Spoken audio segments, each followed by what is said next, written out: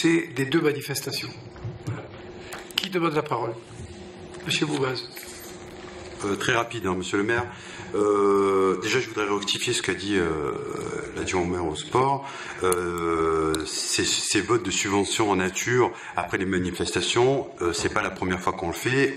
On l'a déjà voté peut-être pour cette manifestation, mais ça m'avait toujours interpellé de se dire qu'on vote des subventions en nature toujours après une manifestation. Bon, cela dit, de toute façon, je me félicite de ce projet que j'ai voté. Mais je souhaiterais juste revenir sur cette affaire par rapport à de nombreuses doléances de citoyens montpelliérains, parce qu'on nous a vendu comme ce projet comme le marathon pour tous. Alors, première question, c'est le prix de l'inscription. Prix qui a fait couler beaucoup d'encre, hein, on l'a vu dans la presse. Ensuite, deuxième observation de ces citoyens montpelliérains, c'est sur ce nouveau parcours dit métropolitain. Alors, monsieur le maire, pensez-vous que cette course au tarif mentionné a été une course adaptée pour tous? Pensez-vous que ce nouveau parcours a mis en lumière la ville et les montpelliérains? Moi, j'en doute. Ce serait ça. Je réponds, Fabien répondra sur le prix. Moi, je vous réponds sur le territoire. Parce que c'est une volonté d'associer les territoires adjacents à ceux de la métropole, à la métropole de Montpellier, pour cette compétition. Deuxième point, c'est une volonté des organisateurs et des coureurs. Parce que le marathon qui a été proposé cette année avait un taux de dénivelé qui était compatible avec les compétitions internationales, ce qui n'était pas le cas dans les années précédentes. Ce qui a permis également de battre les records. C'est pour ça que les records ont été battus. Parce qu'ils étaient dans les conditions globales des marathons qui se font dans le monde entier. Quand ce sont des marathons comme ça, c'est plus compliqué.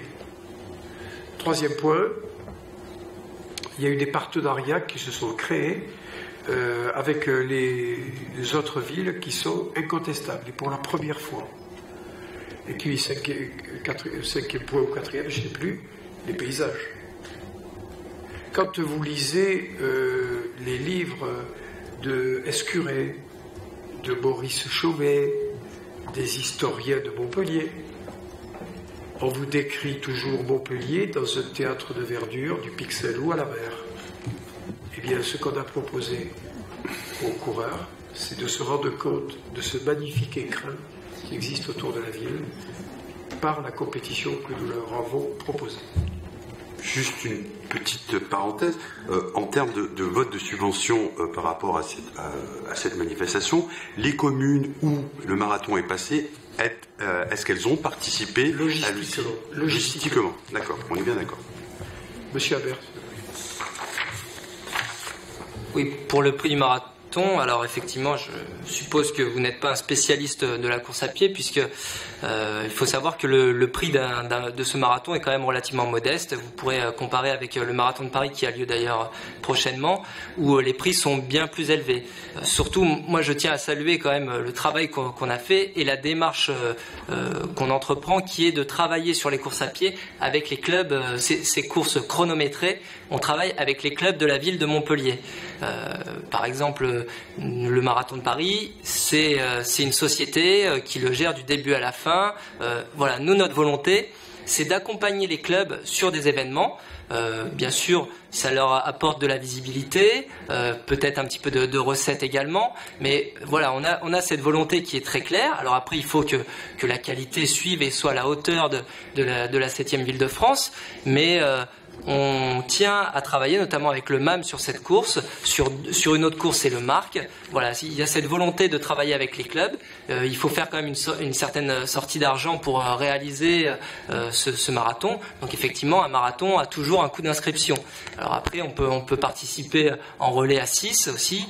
Il permet d'être moins coûteux et d'être moins sportif également. Donc voilà un petit peu sur le prix. Alors après, il y a une autre solution pour diminuer le prix, c'est que des collectivités qui ne participent pas participent au financement de cette épreuve qui, je pense, va au-delà du territoire de la ville, de la métropole, donc à un périmètre quand même beaucoup plus large. À vous de juger de la collectivité qui peut être touchée par ce genre de manifestation.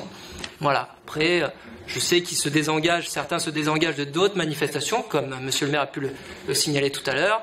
Donc je pense que, avant de critiquer une modeste diminution des subventions, il faudrait regarder aussi qu'est-ce qui est porté sur les événements sportifs, culturels, sur la ville de Montpellier, et qui touche même un territoire au-delà de la ville de Montpellier. Je mets aux voix qui est contre, qui s'abstient, adopté à l'unanimité.